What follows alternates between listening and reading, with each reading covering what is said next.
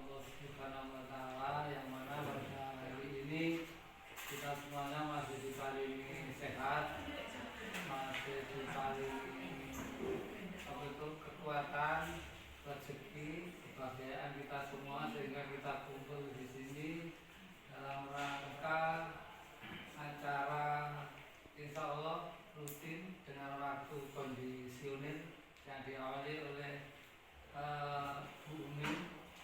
Yang pertama dia minta waktu sejenak kaitannya dengan program guru penggerak.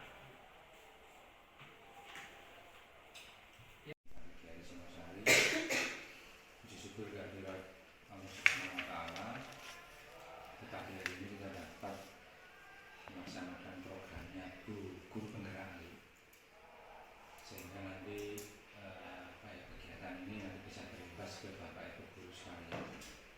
Ini materinya hampir sama dengan yang awal waktu Pak Mardhani sama Pak Sugeng. Kalau tahun kemarin itu berdua, yang tahun ini kita masuk ke kita 2 orang cuma bertahap kayaknya. Jadi Bumi, jadi apa yang nanti disampaikan Bumi tentang Bismillah kemarin dari BDC yang selama 10 hari itu intinya itu, apalagi ini Bumi juga harusan pelatihan dari BDC ya selama 10 hari Bu ya, di luar guru penggerak ya. Jadi beliaunya sangat banyak sekali. Nanti dari informasi dari beliaunya, saya berharap nanti Bapak Ibu guru semua bisa mengikuti dan nanti bisa melaksanakan.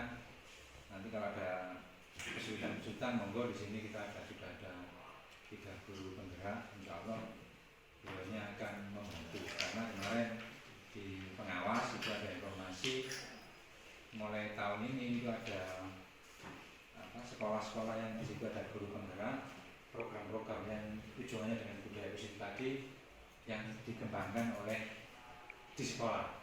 Jadi guru penggerak mengembangkan yang positif seperti yang sudah dilaksanakan itu nanti akan dipantau oleh pengawas.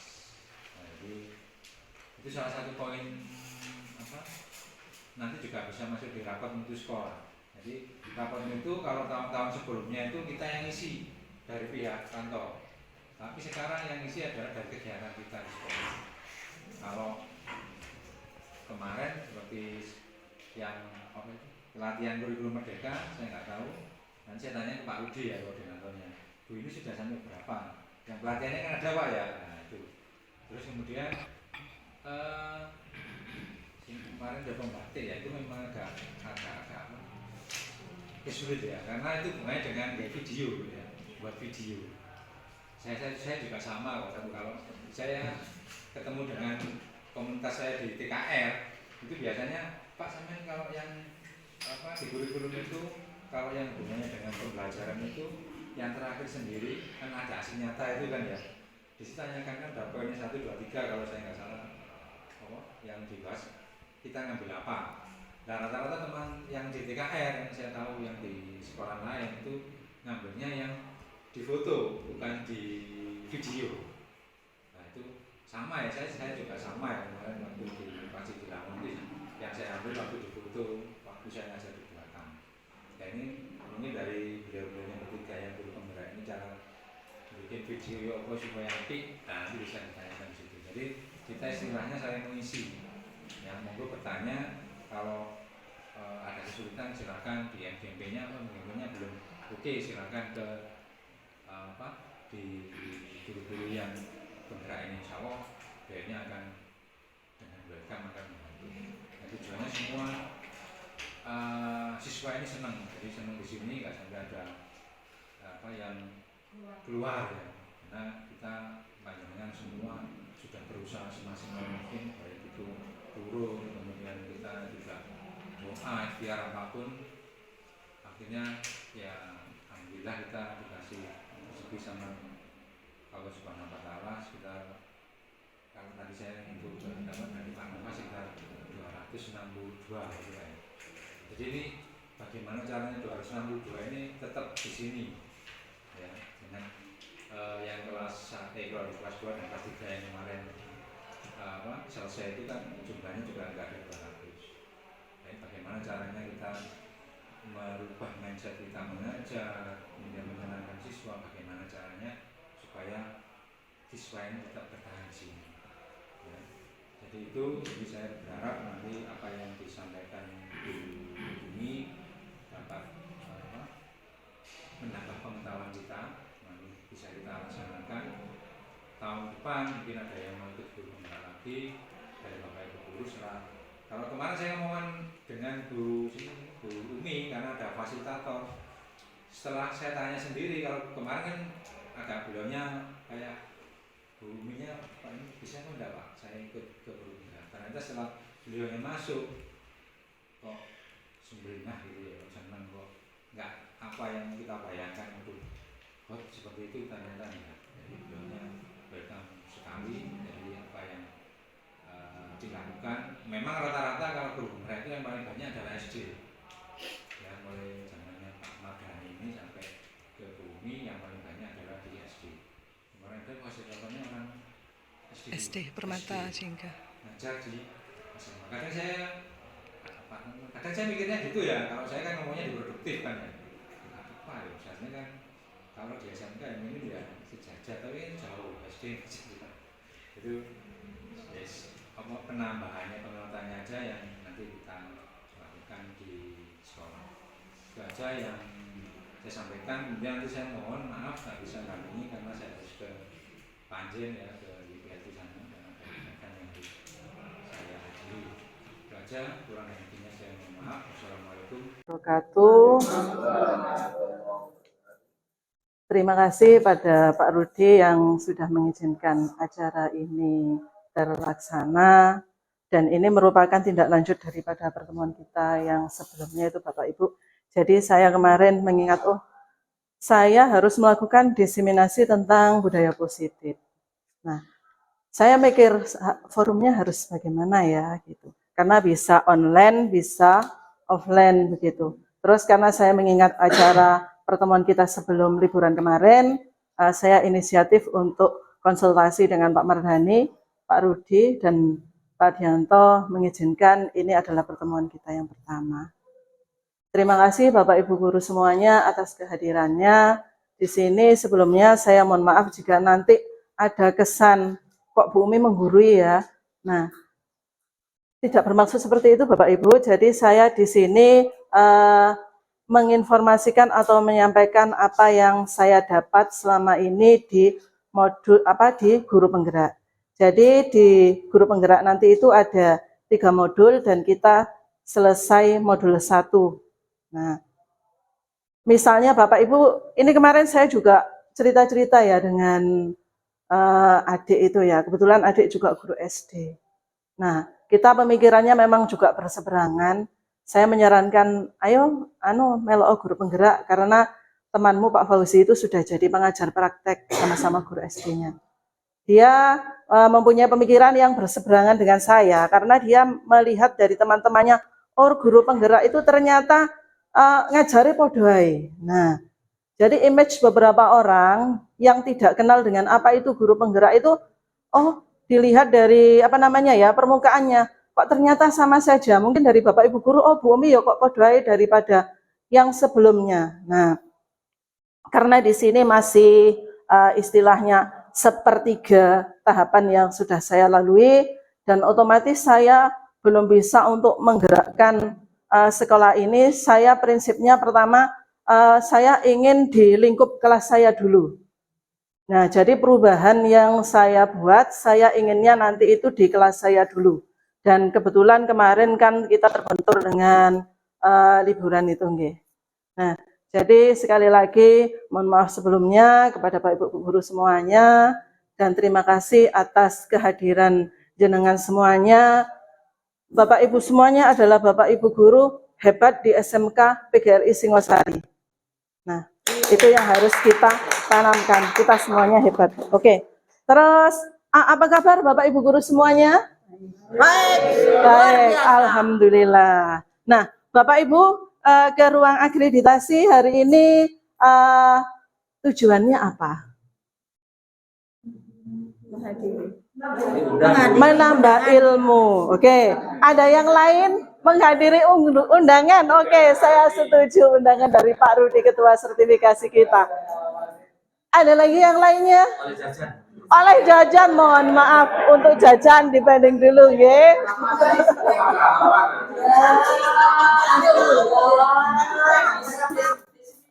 Oke, jadi kita akan diseminasi tentang apa begitu ya? Apa? Pak Capil. Ya itu masih berat untuk saya. Oke. Terlalu jujur ya. Bendara. Oke. Nah, Bapak Ibu guru benar, kita ke sini adalah satu, menghadiri undangan, kedua untuk mengetahui apa yang mau disampaikan. Nah, selama ini pembelajaran kita, tujuannya, pusatnya, itu apa? Student, oke, betul. Jadi pembelajaran era sekarang untuk murid, dan murid. Jadi murid yang diutamakan, gitu ya. Nah, terus di awal modul 1.1 kita mempelajari tentang filosofis pendidikan menurut Ki Hajar Dewantara. Jadi Bu Endah di sini yang sudah menjiwai di sana bertahun-tahun dengan taman siswanya ya. Oh, bagaimanakah pembelajaran menurut Ki Hajar Dewantara? Nah, salah satunya kalau kemarin yang saya paling ingat guru di sini, dia menempatkan dirinya seperti petani. Jadi petani itu dia nanam benih, memupuk, merawat sampai dia tumbuh, menghasilkan buah atau bunga. Jadi guru hanya menuntun laku dari siswa. Kalau dulu kita menganggap, saya juga menganggap terutama ya saya ya, oh yang namanya murid itu seperti kertas kosong. Saya mau bentuk apa, mau saya tulis apa, itu terserah kepada guru.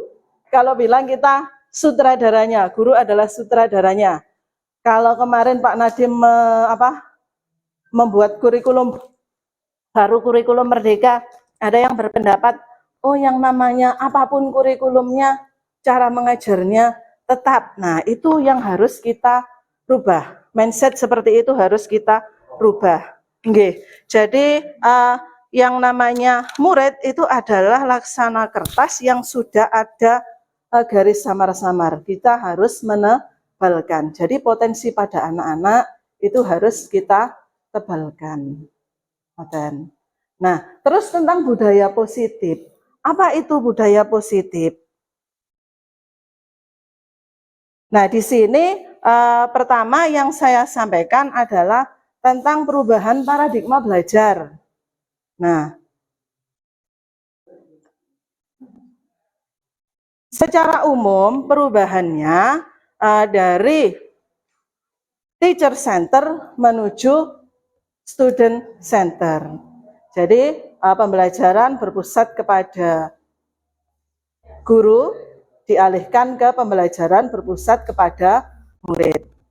Kemudian di kurikulum merdeka, di sini berorientasi pada penguatan kompetensi pengembangan karakter yang sesuai dengan dimensi profil pelajar Pancasila. Kemudian disiplin positif dan nilai-nilai kebajikan universal. Nah, jadi miskonsepsi makna kontrol. Pertama kali saya membaca tentang miskonsepsi makna kontrol ini, saya ingat dengan yang sering dikatakan oleh Bu Is. Jadi kalau kita ngasih tahu anak, kita mendidik anak, kita tidak bisa memaksa anak ini harus berubah. Jadi setelah belajar ini saya paham, oh ternyata maksudnya dari situ. Ilusi guru mengontrol murid. Jadi kita tidak bisa mengontrol murid. Kemudian yang kedua, semua penguatan positif, efektif dan bermanfaat. Kemudian di sini kritik membuat orang merasa bersalah, dapat menguatkan karakter. Kemudian yang keempat, orang dewasa memiliki hak untuk memaksa. Nah, jadi selama ini saya juga beranggapan seperti itu. Oh, guru bisa mengontrol murid. Kemudian kita memberikan penguatan positif itu efektif untuk karakter anak.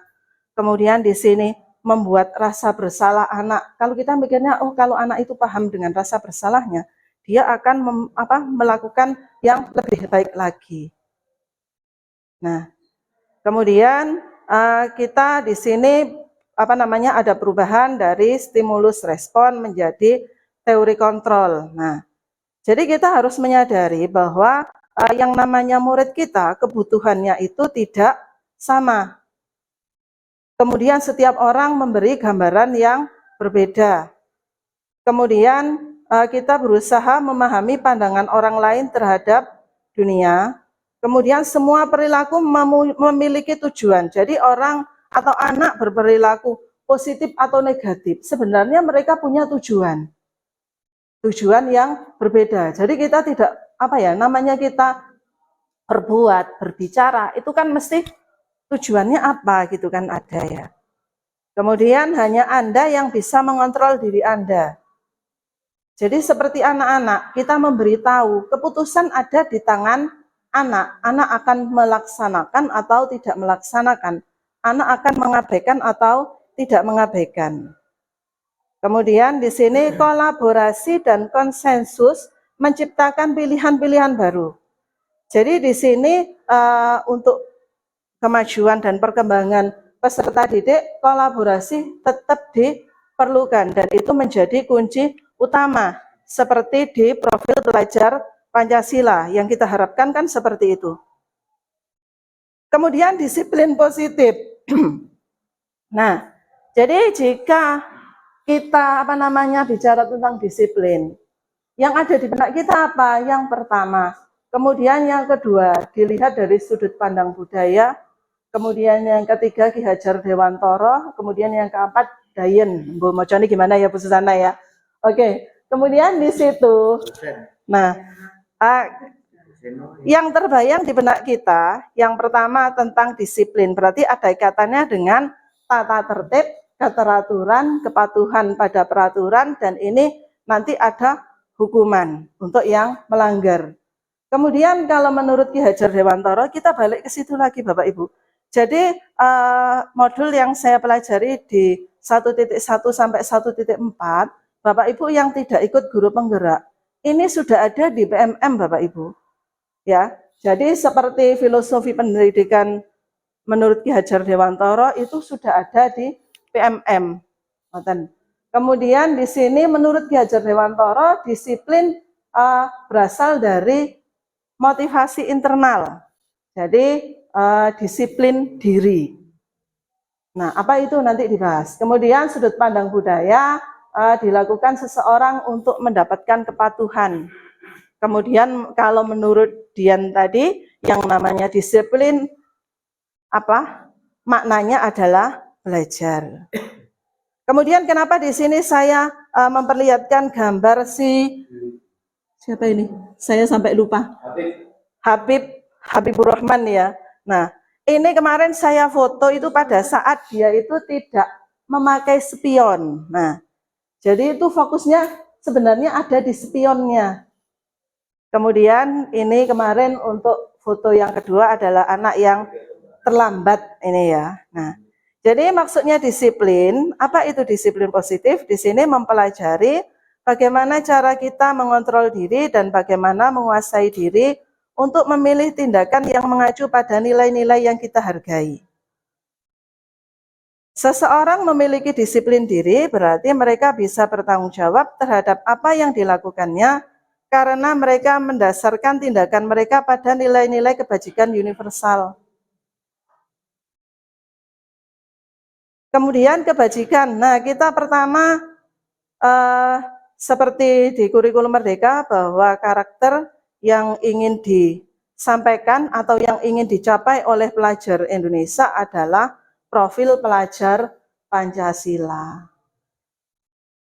Beriman dan bertakwa kepada Tuhan Yang Maha Esa, mandiri, bernaral kritis, berkebinekaan global, gotong royong, dan kreatif.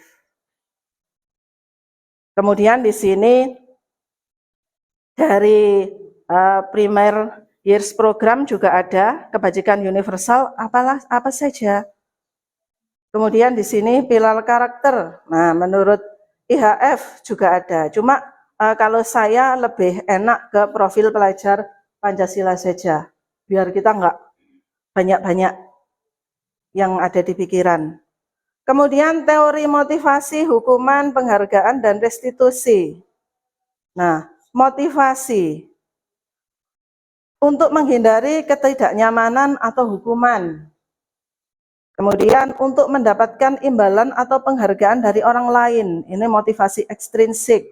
Misalnya anak memilih untuk tidak terlambat karena dia menghindari hukuman. Oh, nanti kalau saya terlambat HP saya diambil.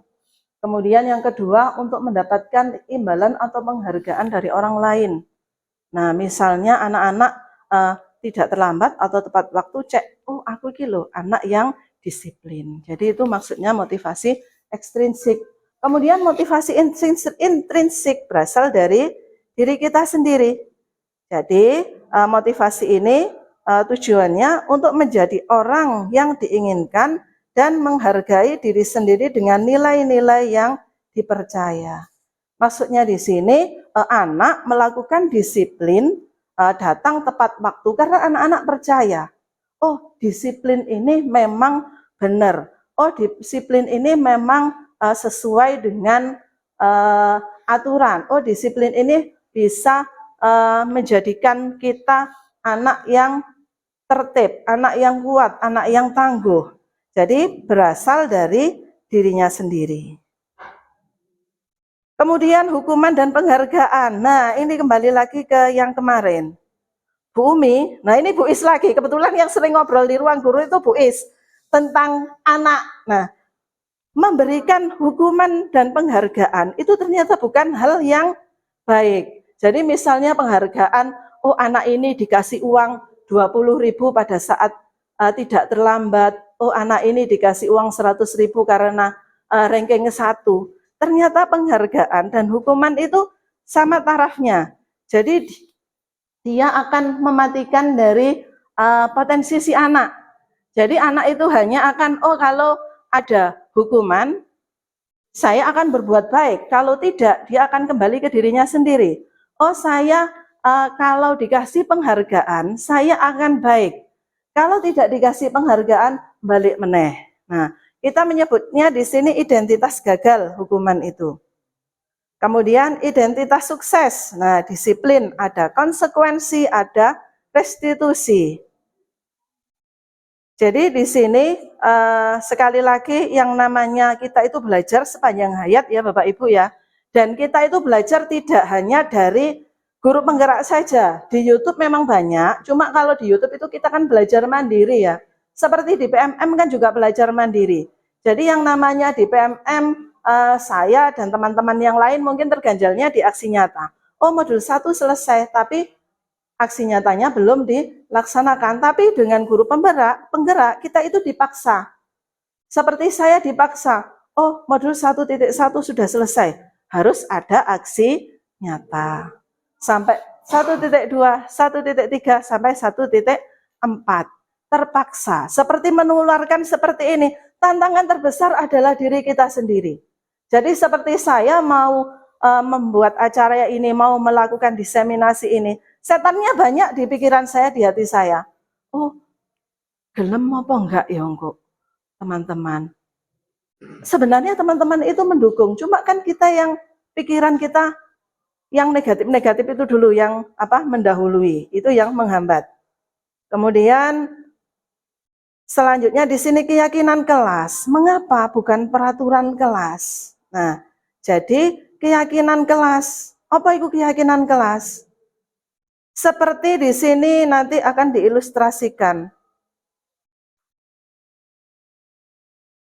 Mungkin Bapak Ibu ada yang setiap hari saat berkendara, meskipun jauh atau dekat, selalu memakai helm.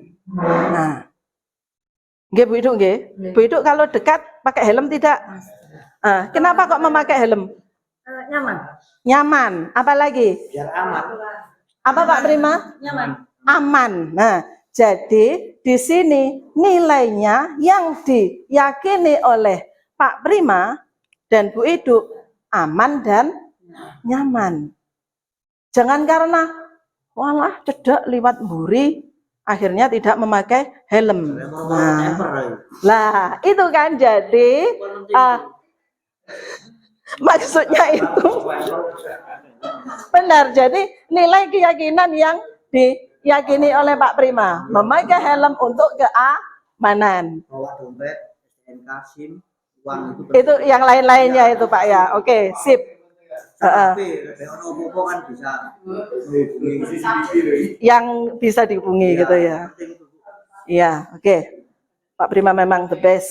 Oke. Terus kemudian yang kedua, kita memiliki kemarin pada saat COVID menggunakan masker. Nah, sampai sekarang sampai ada yang terbawa ya.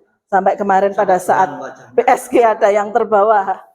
Karena ternyata masker bisa menutupi ketidaknyamanan. Jadi dengan bermasker dia percaya diri. Kemarin 2 TKR1 ada yang sampai di PSG bermasalah karena masker dan akhirnya dia pindah. Nah, pindahnya kenapa? Karena dia tidak nyaman di tempatnya. Karena kon kok maskeran naik. Kemudian kebetulan yang bertanya adalah pemilik bengkel dan teman-teman dari sekolah yang lain.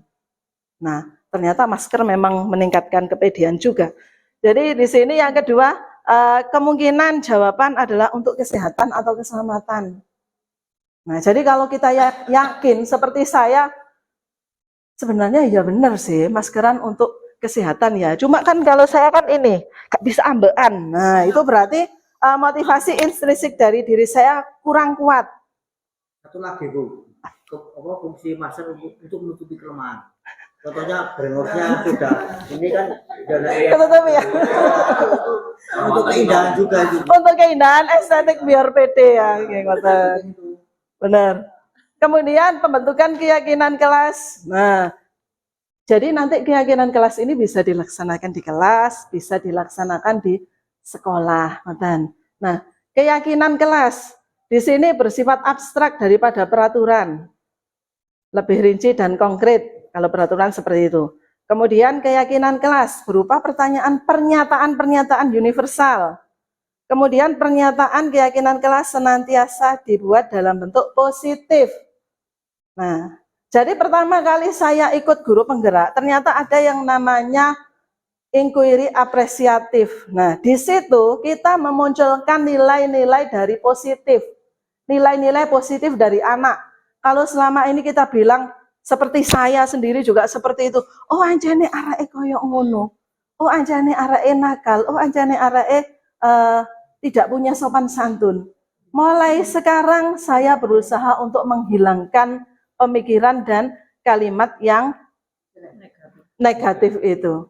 Jadi kenapa sih kita kok menumbuhkan positif? Yang positif-positif ternyata memang ada pendekatan dengan inquiry apresiatif. Kemudian di sini keyakinan kelas tidak terlalu banyak, jadi mudah diingat. Kemudian keyakinan kelas dapat diterapkan di lingkungan. Nah, jadi keyakinan kelas ini sesuai dengan kelasnya masing-masing karena dalam pembuatannya dilibatkan anak. Jadi yang menyusun nanti anak, kita mendampingi, kita menggiring dan mengarahkan. Kemudian selanjutnya semua warga kelas hendaknya ikut berkontribusi dalam pembuatan keyakinan kelas lewat curah pendapat, lewat diskusi tadi. Kemudian ditinjau kembali. Jadi keyakinan kelas tadi ditinjau kembali. Jadi kalau misalnya di awal tahun ajaran baru kita di kelas membuat keyakinan kelas ada 5 butir. Nah, di tengah semester atau di akhir perlu ditinjau ulang karena yang namanya hidup kan dinamis ya, dan anak-anak juga mengalami progres juga. Kemudian praktek pembentukan keyakinan kelas. Yang pertama ditulis peraturan-peraturannya apa. Biasanya kalau peraturan itu kan tidak boleh makan dan minum di kelas. Nah, itu diganti dalam kalimat positif. Jadi ubah peraturan kelas menjadi kalimat positif. Kemudian yang ketiga, nilai kebajikan atau keyakinan apa? Nah, kemudian di sini keyakinan kelas dibuat dalam tabel T dan Y. Kemudian di sini pendalaman keyakinan kelas. Jadi guru dan murid mempunyai peran masing-masing. Kemudian kebutuhan dasar manusia. Nah, di sini ada 5. Yang pertama, bertahan hidup. Kemudian kasih sayang dan rasa diterima. Kemudian kebebasan, kesenangan, penguasaan. Jadi kita dan anak-anak mempunyai 5 kebutuhan dasar ini. Ya, bertahan hidup. Kita bekerja. Kemudian menjaga kesehatan, itu untuk bertahan hidup. Kasih sayang dan rasa diterima, seperti anak-anak. Anak-anak ada yang bilang, Bu, saya itu iso neng guyu mek ndek sekolah niki, ndek kelas iki. Pernah saya bertanya anak yang sering membuat trouble itu seperti itu, ya. Jadi di sini kebutuhannya ingin diterima, godo. Jadi itu ingin diperhatikan, kemudian bebas. Nah, jadi anak-anak itu juga butuh yang namanya kebebasan. Tapi kita juga harus memberi pagar atau rambu-rambu. Kemudian kesenangan. Nah, semua orang pasti ingin yang namanya fun. Penguasaan. Nah, semua juga punya rasa ini. Cuma kadarnya kan besar atau kecilnya ya. Kemudian 5 posisi kontrol guru. Nah, kemarin ini sudah disampaikan pada saat rapat di aula. Ada yang penghukum, pembuat rasa bersalah, sebagai teman, pemantau, dan manajer. Harapan kita, itu kita menjadi manajer. Tapi paling tidak kita sudah ada di posisi pemantau atau sudah di teman. Jadi kalau selama ini saya sendiri terus terang banyaknya di arek merasa wah arek iki njaluk sepuro, paham dengan kesalahan, berjanji untuk tidak mengulangi, itu seneng. Nah, tapi ternyata di situ kita masih belum memberikan peran yang bagus, gitu ya. Jadi seperti kemarin di PKP, kemudian di di PMM ini Bapak Ibu ada videonya. Jadi sebagai penghukum itu yang bagaimana membuat rasa bersalah, teman, pemantau, manajer.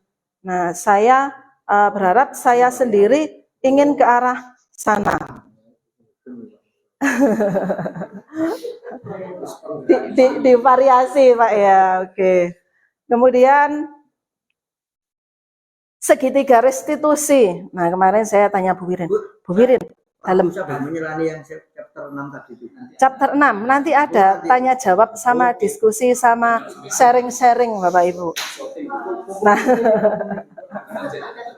oke, segitiga restitusi. Nah, apa sih segitiga restitusi itu? Nah, jadi sebenarnya Bapak Ibu mungkin sudah menerapkan, cuma namanya yang beda.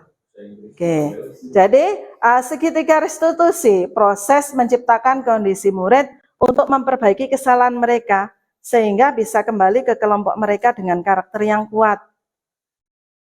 Kemudian restitusi adalah proses dialog yang dijalankan oleh guru atau orang tua dan dapat menghasilkan murid yang mandiri dan bertanggung jawab. Nah, jadi polanya segitiga restitusi itu seperti ini. Pertama, menstabilkan identitas. Nah, ya. Jadi misalnya menstabilkan identitas ini kan anak setelah mengalami masalah atau menimbulkan masalah kan biasanya menggebung-gebung kan gitu. Nah, jadi di sini ada proses menstabilkan identitas. Kemudian yang kedua, validasi tindakan yang salah. Dan yang ketiga di sini adalah menanyakan keyakinan. Jadi keyakinan itu ada hubungannya dengan yang dibahas sebelumnya tadi. Bagaimana keyakinan kelas, bagaimana keyakinan yang ada di sekolah itu. Kemudian langkahnya, nah di sini langkah-langkahnya yang pertama menstabilkan identitas, kontrolnya di sini kita semua akan melakukan hal yang terbaik yang bisa kita lakukan. Kemudian validasi tindakan yang salah. Semua perilaku memiliki alasan. Jadi kita gali, kenapa anak ini melakukan kesalahan. Jadi proses restitusi ini mirip dengan coaching. Jadi kemarin yang sudah belajar dengan istilah coaching, ya bukan kucing meong-meong ya, coaching. Oke, jadi di situ ada validasi tindakan yang salah. Kemudian yang ketiga, menanyakan keyakinan. Nah, keyakinan ini ada hubungannya dengan motivasi internal. Kemudian di sini langkah-langkahnya. Jadi pada saat menstabilkan identitas, tujuannya apa? Mengubah identitas anak dari orang yang gagal karena melakukan kesalahan menjadi orang yang sukses. Nah, caranya bagaimana? Nah, beberapa ini adalah beberapa kalimat yang bisa kita gunakan pada saat proses menstabilkan identitas ini. Ya. Kemudian yang kedua, validasi tindakan salah. Setiap tindakan kita dilakukan dengan suatu tujuan, yaitu memenuhi kebutuhan dasar. Kalau kita memahami kebutuhan dasar apa yang mendasari sebuah tindakan, maka kita akan bisa menemukan cara-cara paling efektif untuk memenuhi kebutuhan tersebut. Jadi kemungkinan anak-anak tersebut melakukan tindakan yang salah atau pelanggaran ataupun pengisruan karena ada kebutuhan dasarnya yang tidak terpenuhi. Misalnya dalam kelas, anak itu merasa tidak nyaman, tidak senang. Berarti dia akan mencari kesenangan itu. Mungkin saya termasuk salah satu dari korban yang anak-anak pengen senang. Karena saya tipenya yang visual, kepengennya anak-anak tertib, dan saya bertolak belakang dengan anak-anak yang senang gerak, senang aktif, tak kongkon meneng, gak gelem, tak kongkon garap dengan diam, mekai. Akhirnya dia mencari kesenangan dengan memprovokasi diri saya. Mungkin seperti itu. Lebih senang itu. Jadi anak-anak lebih senang dengan hukuman seperti itu. Kemudian menanyakan keyakinan. Jadi kalau di awal kita sudah ada keyakinan apa yang terbentuk. Tadi saya mikir, berarti anak-anak kita yang perempuan ini kan lumayan banyak ya, yang kelas 1. Hampir 20 orang. Masalah kita kan selama ini dengan anak-anak yang dandanannya menor kan ya. Kalau saya bilang, oh lipstiknya tebal, ininya sampai koyok sinstan. Nah, mungkin anak-anak itu tidak yakin dengan aturan yang kita buat. Jadi aturan kita kan tidak boleh memakai make up yang berlebihan. Tapi ternyata anak-anak melanggar itu karena anak-anak tidak pede jika tidak memakainya. Keyakinan kelas seperti apa yang harus ditanamkan kepada anak-anak cewek kita agar dia tidak bermake up yang berlebihan. Nah, itu PR kita semuanya. Kemudian, nah Bapak Ibu, ayo kita menyanyi. Pancasila, beriman dan bertakwa, Tuhan yang Esa dan akhlak mulia. Saya juga belum hafal. Mandiri, kreatif, nalar kritis. Pada saat kemarin di VDC kebetulan kita kan adaptasi modul gitu ya. Nah, di adaptasi modul itu salah satunya modul yang disusun orang itu sudah dikurasi di PMM, jadi di download sama Bu Yusi itu akhirnya ya kita disuruh menganalisis tadi ya. Di setiap langkahnya ada yang namanya menyanyikan lagu profil pelajar Pancasila ini. Nah, jadi kebetulan saya kemarin lihat profil pelajar Pancasila. Ndek gerak-gerak. Sampai gerak-gerak.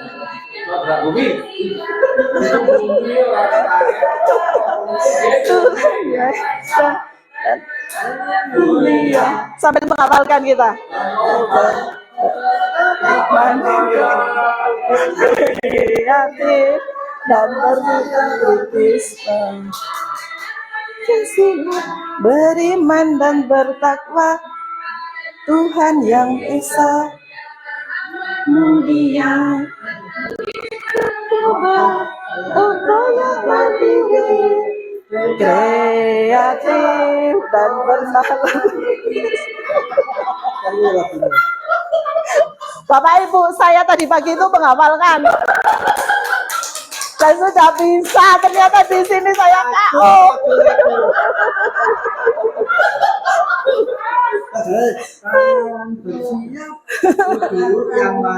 Iya Bapak Ibu, ternyata itu namanya ice breaking dan itu perlu. Jadi kalau kemarin Bu Wirin wes berpesan-pesan, Bu Umi anak kita yang masuk itu berapa Bu Wirin? Kinestetiknya dominan. Nah, apa banyak gerak gitu ya, jadi dia banyak gerak, banyak ngomong. Nah, aduh, penggerak sama gitu, bergerak juga. nah, bener Pak Prima. Ayolah kita melangkah bersama. Oke, jadi salah satu ice breaking sederhana seperti ini ya. Kebetulan tadi saya kenapa kok memilih ini? Ambek ngapal no. Tadi pagi saya sudah hafal. Ternyata di sini ambek delok iki tambah bingung. Mohon maaf.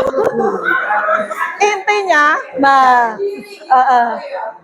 iya, intinya begini Bapak Ibu. Jadi dalam menghidupkan suasana kelas, kebetulan yang saya ceritakan, kenapa kok saya nekat ikut GP ini ya? Saya sudah dulu itu berkali-kali minta Pak Mardhani untuk melakukan workshop bagaimana supaya kita sebagai guru itu gak menyusun RPP tok lah. Bagaimana kita di kelas menghadapi anak-anak yang seperti itu. Trik-triknya dan trik-triknya bagaimana.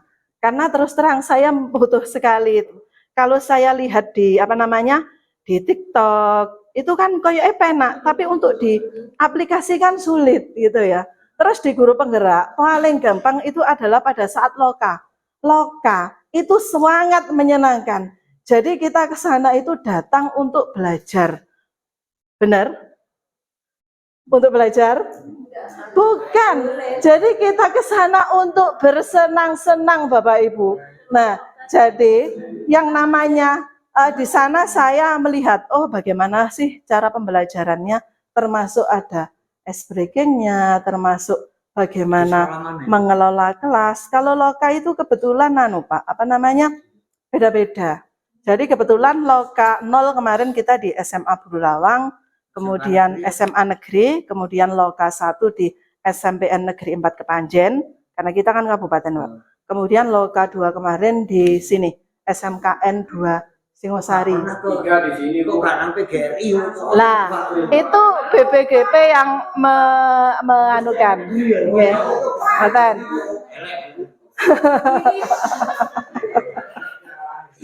Oke, nah jadi tadi seperti yang dibilang oleh Pak Aldianto, oh Bu Umi kok kelihatan seneng ya ikut GP itu ya.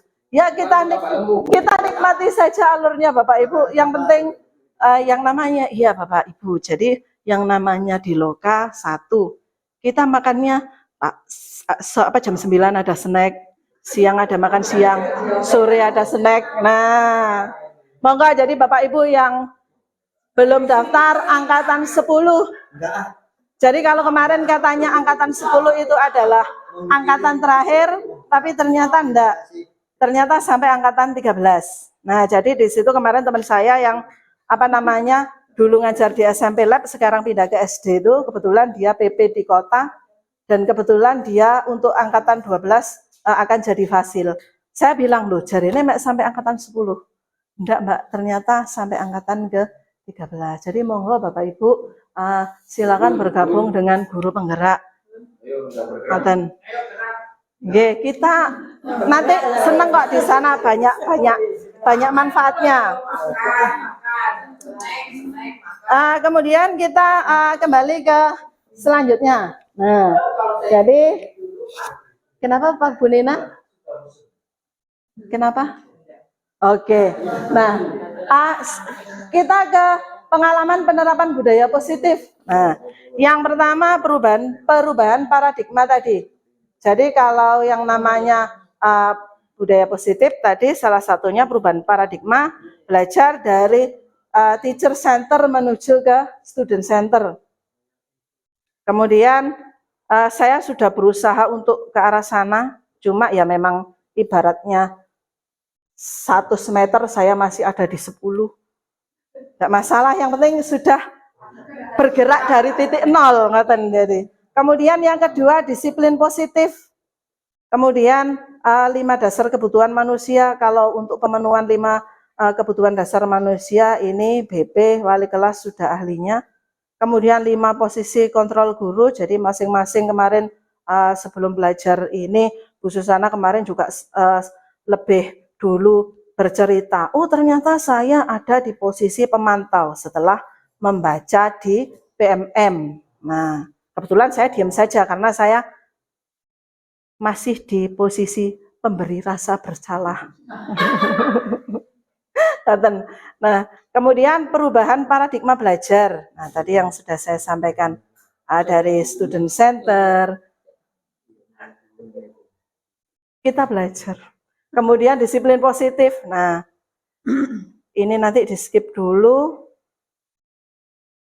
Segitiga restitusi. Nah, kebetulan kemarin saya pada saat mendapatkan tugas untuk restitusi ini saya bingung Bapak, karena kan liburan ya. Akhirnya saya kemarin standby di sini pada saat liburan itu buat naskah. Anaknya saya suruh ngapalkan tapi tidak mau, akhirnya sambil baca. Itu pun hanya 1 kali take. Kenapa? Karena ternyata prakteknya pakai dialog itu tambah susah. Untuk improve tambah susah. Nah, jadi kebetulan ini kemarin pada saat hari Rabu itu saya mencuri waktu dari sana. Jadi di depan situ, di depannya piket, ada yang namanya Afrizal, anak kita 10 TKR2, alumni 10 TKR2. Kemudian di situ saya kebetulan kok melihat dia pakai katelpak dan sandal. Oh, pas sih, sasaran. Nah, saya gitu, pas sasaran. Nah, akhirnya pada saat itu saya panggil. Nah, saya menerapkan segitiga restitusi itu tadi. Jadi saya panggil, saya tanya-tanya prosesnya bagaimana. Dan hasilnya dari situ biasanya kan dia kalau ke saya kan rodok up gitu ya. Jadi nyenggerengnya dia karena karakternya seperti itu ya. Jadi kebetulan mungkin dia sudah, oh Bu Umi ki mesti aku disalahno, oh Bu Umi ki mesti aku diseneni. Nah, mungkin dia seperti itu pemikirannya. Saya panggil, saya ajak ngobrol. Nah, di sini saya foto saja, Bapak Ibu nggak ada videonya ya. Iya, dia istimewa memang ini tadi juga terlambat berjamaah. Nah, anggota DPR, jadi kebetulan ini saya tunjukkan hanya pendampingnya Pak Joko, tapi hebat dia masuk kelas industri ya. Oke, jadi pengalaman menerapkan segitiga restitusi ini memang agak sulit juga, apalagi saya tipenya orang yang tidak bisa menggali.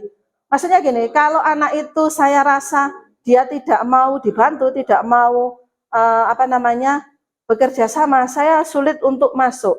Nah, tapi setelah saya mencoba melaksanakan ini, kita bicara baik-baik, ternyata ya kok bisa juga. Kemudian di sini dari hasilnya kita berbincang-bincang, dia memberikan respon yang positif. Maksudnya apa? Dia tetap bersikap sopan, kemudian dan dia tetap bicaranya nadanya biasa. Kemudian keyakinan kelas. Nah, kebetulan Bapak Ibu di sini dulu saya pada saat awal ikut guru penggerak itu kan mencoba ya.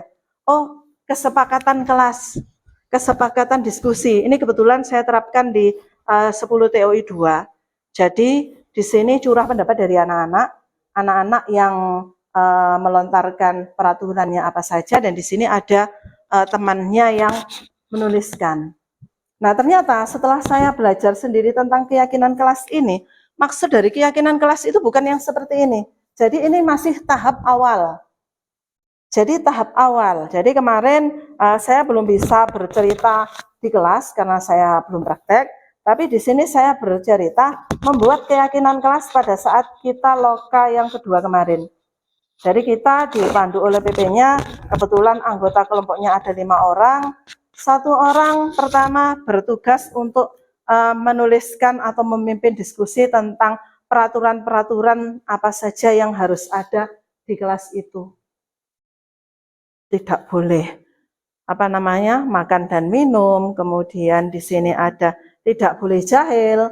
Kebetulan kan kemarin kan kita temannya banyak SD-nya ya, jadi tidak boleh jahil ini masuk ke dalam peraturan kelas. Iya, di sini Pak Prima. Boleh ya? Boleh, pokoknya ada batas. Kemudian yang kedua, kita merubah dari kalimat negatif di peraturan kelas tadi, merubah menjadi yang kalimat positif. Jadi di sini misalnya, contohnya di sini yang tidak boleh jahil, berarti di sini kalimat posisinya mengasihi atau menghargai teman. Kemudian nilai kebajikan apa yang ada di situ? Nah, iya, jadi dari kalimat positif yang sudah kita buat, kita tulis keyakinannya apa. Ini kelompok kita Ibu Bapak, jadi kita kemarin memang rodok juga. Karena termasuk sulit juga untuk ini, prosesnya ini. Kemudian di sini nilai kebajikan. Nah, nilai kebajikan kita ambilkan dari profil pelajar Pancasila tadi bisa, atau yang dari Indonesian Federation tadi bisa. Setelah nilai kebajikannya muncul, nah kebetulan ini teman saya minta difoto satu, terus dan ini tidak bisa di zoom. Jadi di sini di tabel T, maksudnya tabel T itu apa? Nanti ada. Kemudian di sini terakhir tanggung jawab atau peran. Inilah yang dinamakan sebagai keyakinan kelas. Di sini ada guru, ada siswa. Jadi misalnya guru tugasnya apa? Mendidik. Kemudian di sini siswa tugasnya apa? Belajar. Bukan tanggung jawab. Di sini misalnya guru tidak boleh menyakiti.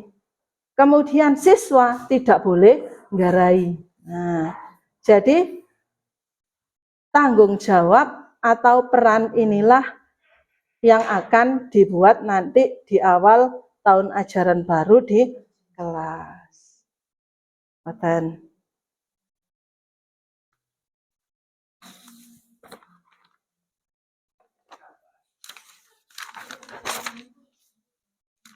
Mungkin dari sini ada yang mau didiskusikan Bapak Ibu?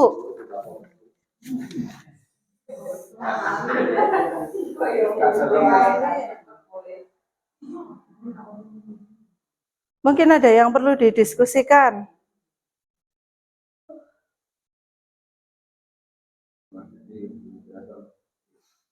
Nah, misalnya di sini peraturan. Kita praktek saja dulu ya. Bun, tolong Bun. 2 saja biar enggak banyak-banyak. Biar sampean ambek Bu Retno sing ndek ngarep. Nah, jadi kita akan praktek.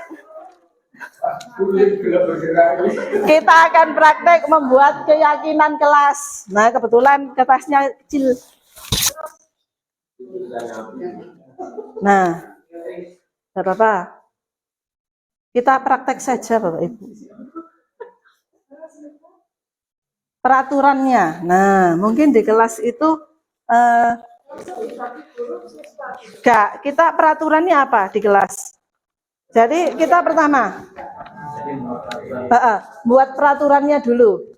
Nah, tuliskan satu kalimat peraturan kelas. Jadi mungkin kita mengharapkan anak-anak itu tidak boleh tidak boleh terlambat misalnya, tidak boleh main HP misalnya, tidak boleh makan dan minum misalnya. Kenapa Pak? Ini masih proses membuat kesepakatan atau keyakinan kelas Bapak. Iya. Jadi nanti proses di kelasnya anak-anak ditawarkan aturannya itu dulu. Gitu.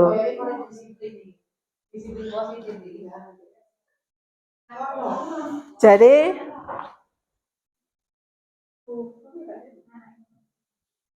sudah Bu Retno, satu saja Bu Retno. Karena kita masih balik, gak apa-apa wes.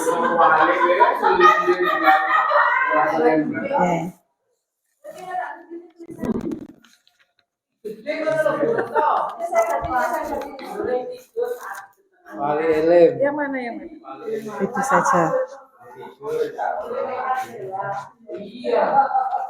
Oke. Jadi peraturan pertama dari salah satu teman di sini tidak boleh main HP ketika pembelajaran. Sepakat? Sepakat. Tidak boleh main HP.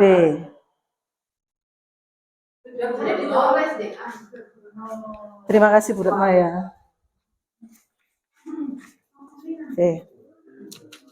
Kertasnya kecil Bapak Ibu, mohon maaf, ngapunten. Kemudian tidak boleh makan atau minum saat pembelajaran. Jadi kita coba dua saja peraturan. Nah, dari peraturan kita menjadikan kalimat positif.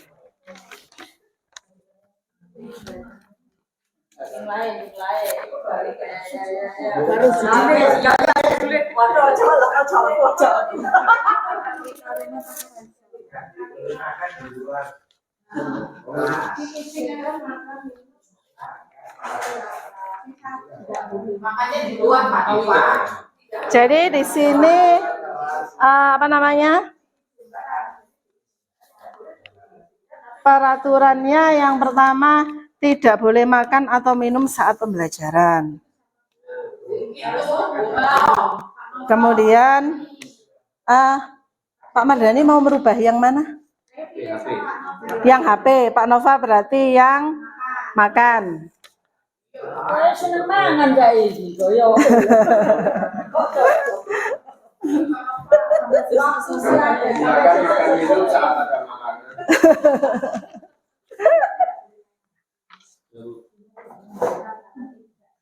Oke. Di sini kalimat positifnya adalah mengoperasikan HP pada saat diizinkan.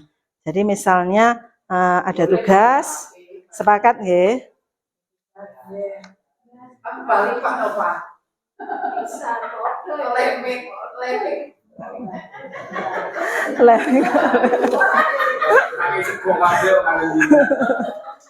Oke, nah kemudian di sini silahkan makan dan minum saat istirahat. Setuju ya?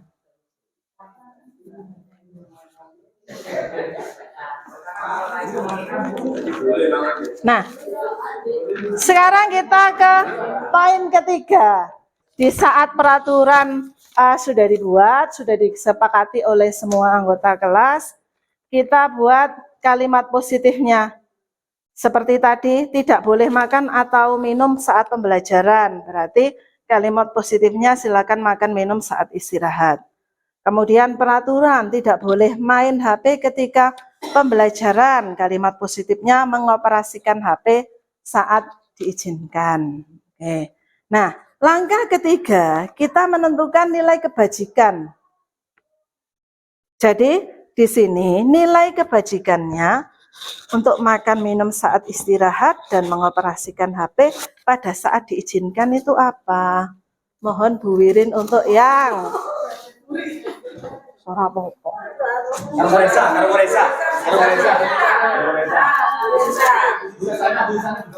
Dua saja.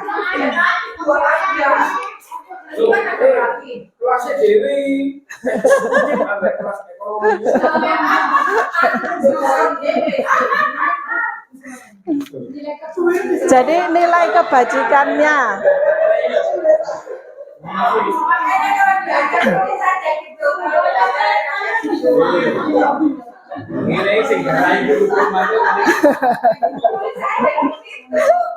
Jadi nilai kebajikannya bisa dirangkum, misalnya kok makan dan minum pada saat istirahat dan mengoperasikan HP saat diizinkan ini punya satu nilai kebajikan, tidak masalah Bapak Ibu. Gitu ya. Nilai kebajikannya bisa sesuai dengan profil pelajar Pancasila. Jadi ada beriman, bertakwa, mandiri, kreatif, kolaboratif, kemudian disiplin, saling menghormati, boleh. Iya.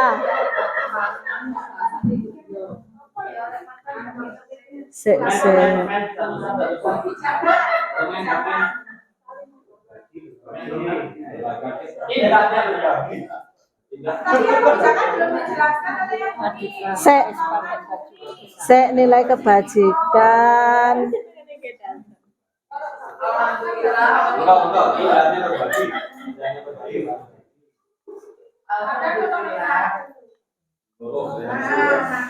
Ngarep iki lho, Bro. Ayo bodo, ayo. Nah, jadi nilai kebajikannya bisa sesuai dengan profil pelajar Pancasila ini, mulai dari beriman sampai kreatif, ataupun menurut ini mulai toleransi sampai dengan komitmen. Oh iya, sik. Kesepakatan itu berarti apa ya ini maksudnya nilai kebajikan. Iya.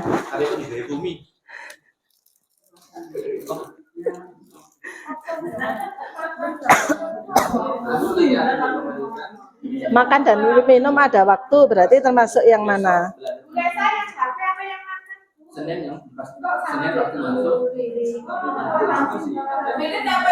Di sini bisa memilih dari sini, bisa memilih dari sini. Oke. Oke.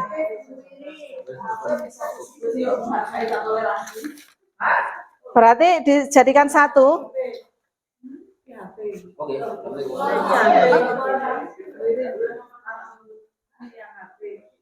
Ini yang HP ya, menghargai orang lain. Kemudian yang makan dan minum. Menghormati. Tidak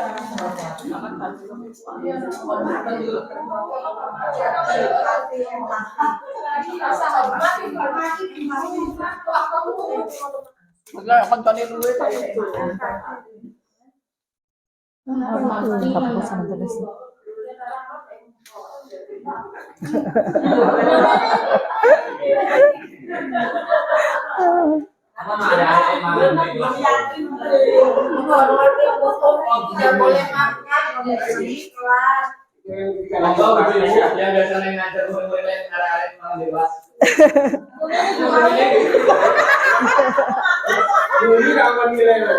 Kenapa Pak?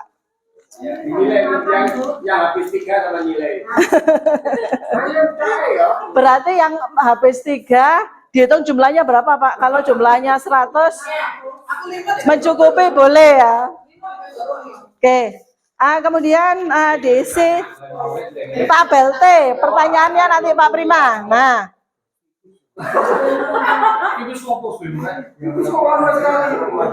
Di sini menghormati dan saling menghargai. Nah, di sini menghormati dan saling menghargai. Ini kan adalah nilainya ya. Nilai kebajikannya itu dituliskan pada tabel yang ini. Tampak seperti tidak tampak. Kemudian kalau tabel Y itu yang terlihat, terdengar, berperilaku. Paling enak itu di sini saja. Tampak seperti, tidak tampak seperti. Jadi di sini tampak, ketok, kelihatan. Nah, jadi di sini diisikan perilaku yang mencerminkan nilai. Jadi misalnya tadi yang pertama tadi menghormati. Berarti menghormati itu tampak atau tidak? Tampak ya, berarti misalnya pertama menghormati. Berarti taruh di tampak. Tidur tampak. Kemudian tidak tampak seperti. Kalau menghargai toleransi tampak juga kan ya? Tampak juga. Oke. Berarti nyata ngono ya. Heeh. Kegiatannya ya dilaksanakan. ngono ya. Bisa diukur, bisa dilihat, berarti gitu ya. Oke, jadi di sini mengisikan tabel tampak seperti tadi, ada menghormati, menghargai, bisa dilihat. Satu kelas, Pak. Nanti satu kelas mau dibuat berapa boleh. Nah, kemudian terakhir tanggung jawab. Nah, kalau tadi yang saya bilang tanggung jawab di sini adalah peran murid dan guru. Jadi peran guru itu bagaimana terkait dengan peraturan tadi? Peraturannya tadi yang pertama tidak boleh makan atau minum pada saat pembelajaran. Berarti gurunya harus bagaimana? Nah, Ini nggak makan itu lah. gurunya berarti harus bagaimana? Tapi kasihan Tidak boleh mereka makan. lapar, Bu. Kenapa? Pada saat mereka berangkat sekolah belum sarapan, sahur nasi, kemudian makan siang. Nah, kesepakatan Bapak. Jadi solusinya bagaimana? Orang yang lapar itu mesti Tidak bisa berpikir Pak ya, berdek ya. Oke. Nah, jadi di sini tugas guru terkait tidak boleh makan dan minum di kelas tadi. Gurunya harus bagaimana? Siswanya harus bagaimana? Oke, ngaten nggih? dulu nih kalau sampai sego, Boleh. sarapan Boleh dituliskan di situ. Jadi terkait dengan peraturan yang pertama, tidak boleh makan dan minum di kelas. Kemudian kalimat positifnya makan minum pada saat istirahat. Kemudian nilai kebajikannya tadi menghargai. Berarti gurunya harus bagaimana? Muridnya harus bagaimana? Gurunya harus bagaimana, Pak? Iya.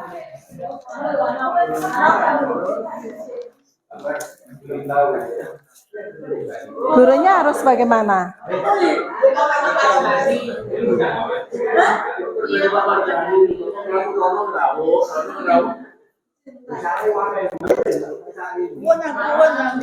Memberi contoh, Pak.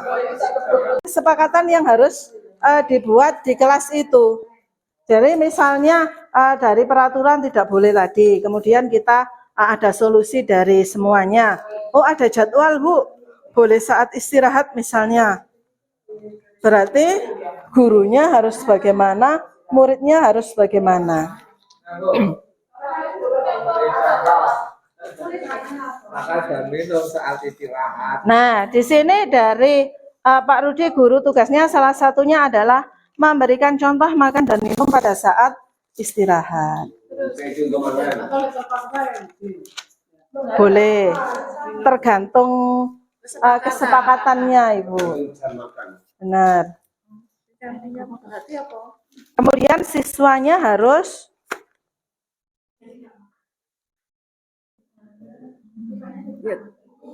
Siswanya tidak makan ya. apa ya, makan dan minum di sesuai jadwal. Nah. Kemudian terkait makan dan minum tadi, guru tugasnya bukan bagaimana, siswanya bagaimana.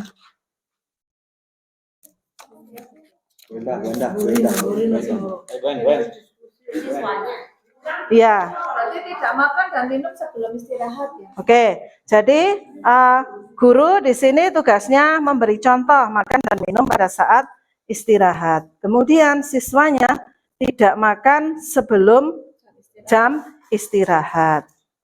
Boleh. Nah, berarti tentang makan dan minum di kelas tadi, gurunya tidak boleh bagaimana? Tak apa-apa. Gurunya bagaimana, siswanya bagaimana? Boleh, kan kesepakatannya kan izin dulu bisa. Boleh, seperti itu.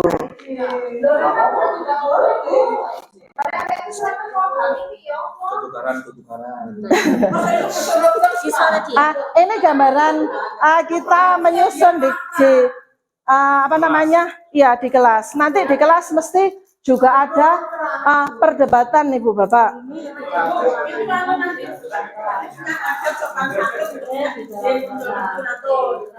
Ya, ada kesepakatan selanjutnya bisa.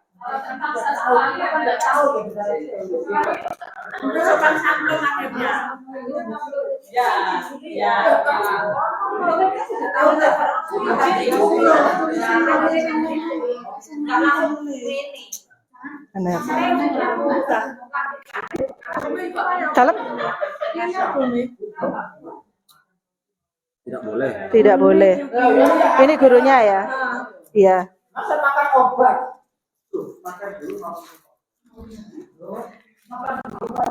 Oke. Nah.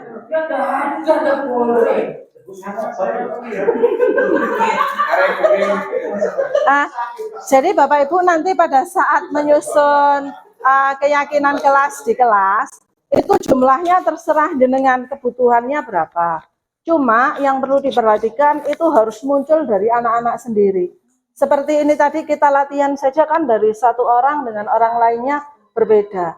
Nanti di anak itu juga sama, tambah wakeh. Karena anaknya juga banyak. Terus kesulitan yang ada di pikiran saya, anak-anak kan juga belum terbiasa dengan mengeluarkan pendapat ya. Di sini kita juga melatih keberanian anak-anak untuk mengeluarkan pendapatnya. Jadi dari langkah-langkah ini yang pertama, peraturan sudah ada, kemudian kalimat positif sudah ada, kemudian di sini nilai kebajikan, tabel, dan terakhir ini. Tapi ini juga bumerang Bapak Ibu bagi diri kita kalau kita tidak melaksanakan. Nah, kemarin saya tanya ke PP saya, Bu, apakah nanti yang ditempel di kelas itu berupa ini?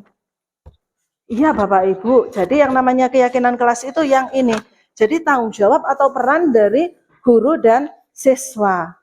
Jadi kalau siswanya begini, gurunya juga harus menjalankan peran sesuai dengan keyakinan kelas yang sudah dibuat. Ini kan bisa di awal pertemuan Bapak. Nggih. Satu kali, nanti ternyata kalau jalan bisa ditanjak ulang, kok ternyata yang kurang ini bisa ditambahkan.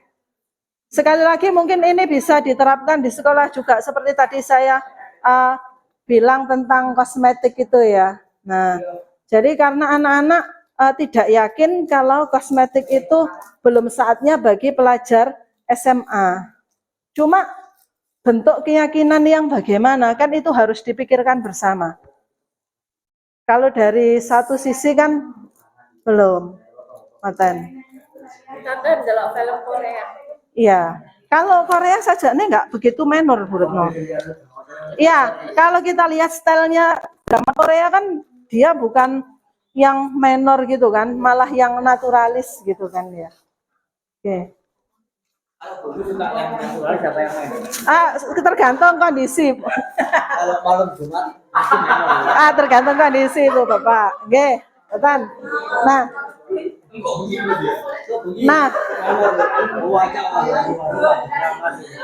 oke, perlu menyanyi lagi.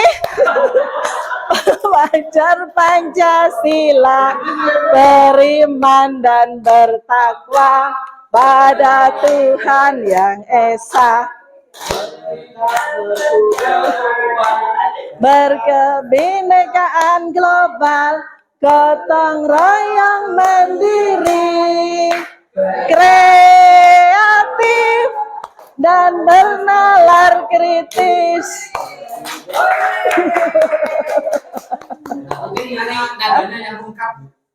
Itu pas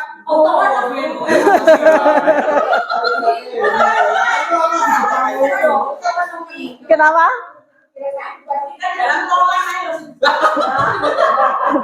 Nanti biar ayo Budi.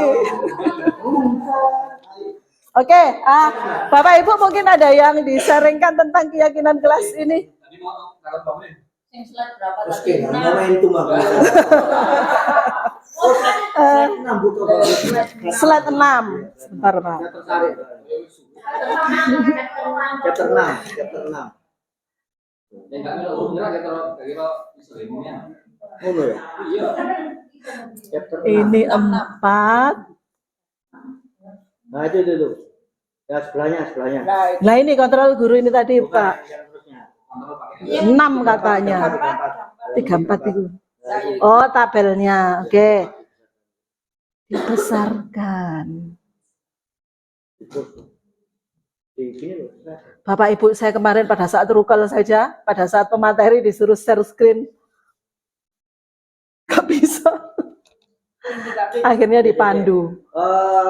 Saya kalau melihat ini ya, kan guru itu kan kita ketemu siswa itu kan hanya berapa jam seharinya kan. Saya itu kalau berpendapat itu sebenarnya Ulang Pak. Ulang. kita guru Sini, sebagai sini. guru ya ketemu dengan siswa kan hanya berapa jam per hari ya. Padahal seorang anak itu dia berangkat sekolah itu sebenarnya karakter anak itu sudah dibentuk dia dimulai dari rumah orang tua. Kita hanya memoles, memperbaiki, memperindah, mempercantik. Kalau dengan karakter anak yang seperti itu, seharusnya orang tua itu dia mengikuti apa yang namanya Dorothy Law, hukum Dorothy. Ya. Anak itu akan belajar dari kehidupan. Jadi anak itu melihat kehidupan sehari-hari, terutama di rumah. Seorang anak tidak akan menjadi rendah diri bila dia tidak berdoa. Itu kalau menurut Dorothy Law itu kan. Teorinya seperti itu. Anak akan selalu percaya diri bila kita memberi ujian. Itu karakter anak seperti itu akan terbentuk mulai kecil sampai dia dewasa. Seandainya orang tua mengerti hukumnya Dorothy Law itu. Nah, sedangkan kita kalau menerapkan aturan seperti itu atau hukumnya Dorothy itu tidak akan bisa maksimal karena anak itu pada saat sekolah dia sudah bukan kertas putih lagi yang untuk ditulis, tapi sudah ada oret-oretan dan kita harus menghapus oret-oretan itu. Jadi sebaiknya orang tua itu juga berperan dalam membentuk karakter seorang anak. Karena anak belajar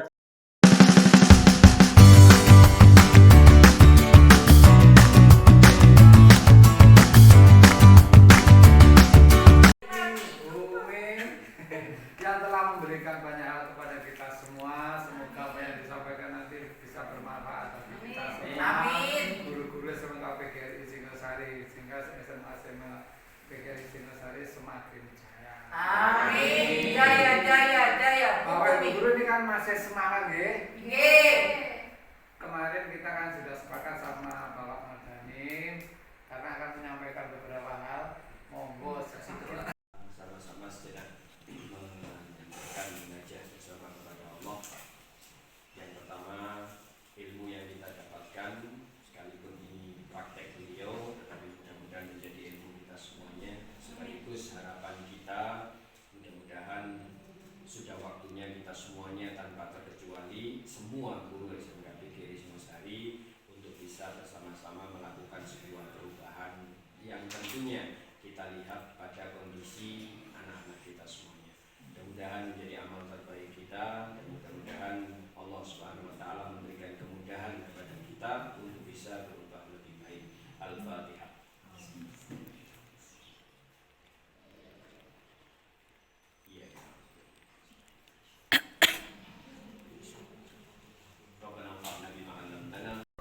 Saya harapkan mulai saat ini, mulai dari kita masing-masing, kita bergerak bersama menuju SMK PGRI Singosari Jaya.